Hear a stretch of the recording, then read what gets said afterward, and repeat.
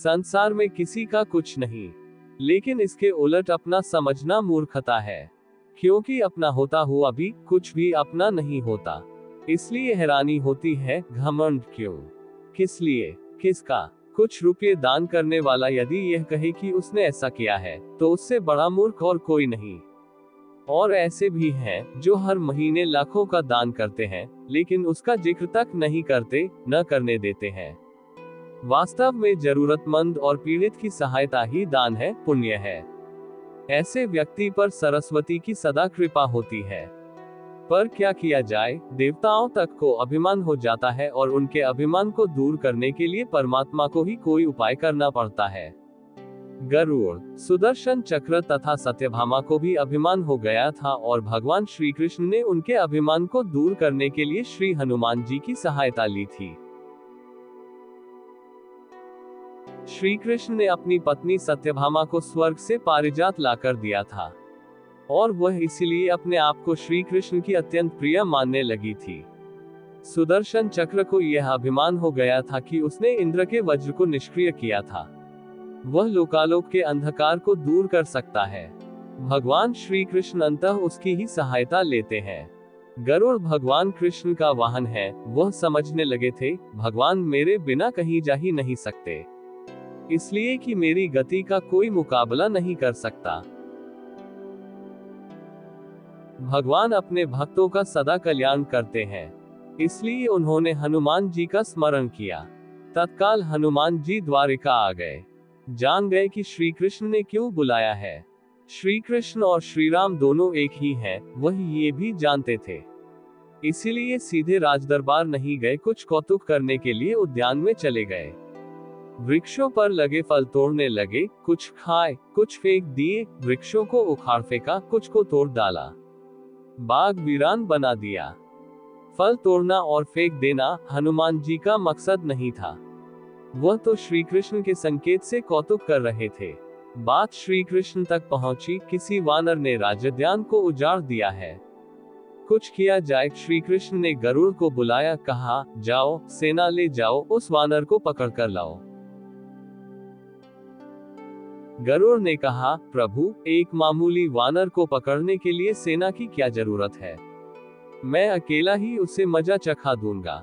कृष्ण मन ही मन मुस्कुरा दिए, जैसा तुम चाहो, लेकिन उससे रोको।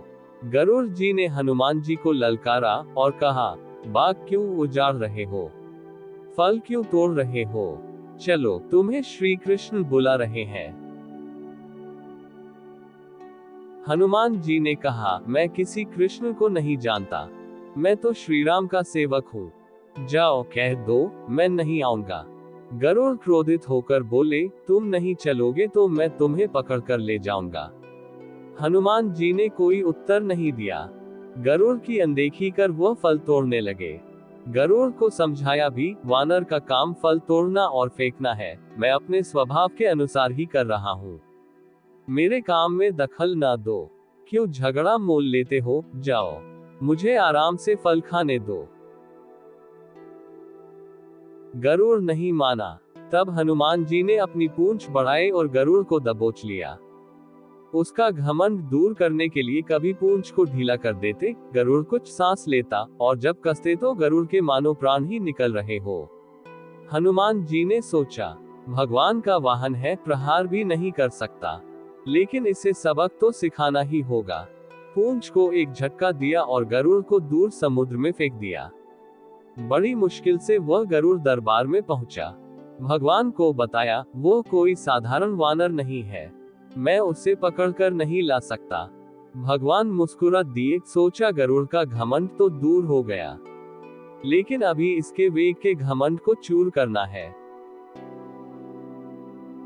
श्री कृष्ण ने कहा, गरुड़, हनुमान श्री राम जी के भक्त है, इसीलिए नहीं आए। यदि तुम कहते कि श्री राम ने बुलाया है तो फौरन भागे चले आते। हनुमान अब मलय पर्वत पर चले गए हैं, तुम तेजी से जाओ और उनसे कहना श्री राम ने उन्हें बुलाया है।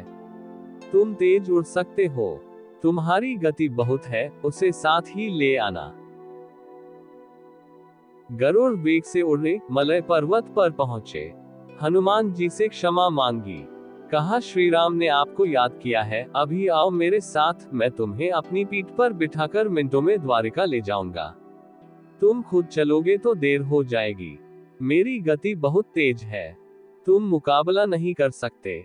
हनुमान जी मुस्कुराए, भगवान की लीला समझ गए। कहा, तुम जाओ, मैं तुम्हारे पीछे ही आ रहा हूं। द्वारिका में श्री कृष्ण राम रूप धारण कर सत्यभामा को सीता बना सिंहासन पर बैठ गए। सुदर्शन चक्र को आदेश दिया, द्वार पर रहना, कोई बिना आज्ञा अंदर न आने पाए।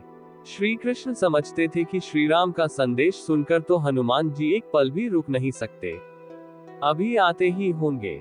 गरुड़ को तो हनुमान जी ने विदा कर दिया और स्वयं उससे भी तीव्र गति से उड़कर गरुड़ से पहले ही द्वारका पहुंच गए। दरबार के द्वार पर सुदर्शन ने उन्हें रोककर कहा, बिना आज्ञा अंदर जाने की मनाही है। जब श्री राम बुला रहे हो तो हनुमान जी विलंब सहन नहीं कर सकते। सुदर्शन को पकड़ा और मुंह में दबा लिया। अंदर गए, सिंहासन पर श्री राम और सीता जी बैठे थे। हनुमान जी समझ गए, श्री राम को प्रणाम किया और कहा, प्रभु आने में देर तो नहीं हुई। साथ ही कहा, प्रभु माँ कहाँ है? आपके पास आज ये कौन दासी बैठी है? सत्यभामा ने सुना तो लज्जित हुई, क्योंकि वह समझती थी कि कृष्ण द्वारा पारिजात लाकर दिए जाने से वह सबसे सुंदर स्त्री बन गई है। सत्यभामा का घमंड चूर हो गया। उसी समय गरुड़ तेज गति से उड़ने के कारण हांफते हुए दरबार में पहुंचे। सांस फूल रही थी, थके हुए से लग रहे थे, और हनुमान जी को दरबार में देखकर तो वह चकित हो गए। मेरी गति से भी तेज गति से हनुमान जी दरबार में पहुंच गए। लज्जा से पानी पानी हो गए। गरुड़ के बल का और तेज गति से उड़ने का घमंड चूर हो गया। श्री राम ने पूछा, हनुमान तुम अंदर कैसे आ गए? किसी ने रोका नहीं? रोका था भगवान सुदर्शन ने। मैंने सोचा आपके दर्शनों में विलंब होगा, इसलिए उनसे उलझा नहीं, उसे मैंने अपने मुंह में दबा लिया था। और यह कहकर हनुमान जी ने मुंह से सुदर्शन चक्र को निकालकर प्रभु के चरणों में डाल दिया। तीनों के घमंड चूर हो गए। श्री कृष्ण यही चाहते थे। श्री कृष्ण ने हनुमान जी को गले लगाया, हृदय से हृदय की बात हुई और उन्हें विदा कर दिया। परमात्मा अपने भक्तों में, अपने निकटस्थों में अभिमान रहने नहीं देते। श्री कृष्ण सत्यभामा, गरुड़ और सुदर्शन चक्र का घमंड दूर न करते तो परमात्मा के निकट रह नहीं सकते थे, और परमात्मा के निकट रह ही वह सकता है जो मैं और मेरी से रहित है। श्री राम से जुड़े व्यक्ति में कभी अभिमान हो ही नहीं सकता। न श्री राम में अभिमान था, न उनके भक्त हनुमान में। न श्री राम ने कहा कि मैंने किया है और न हनुमान जी ने ही कहा कि मैंने किया है। इसलिए दोनों एक हो गए, न अलग थे, न अलग रहे।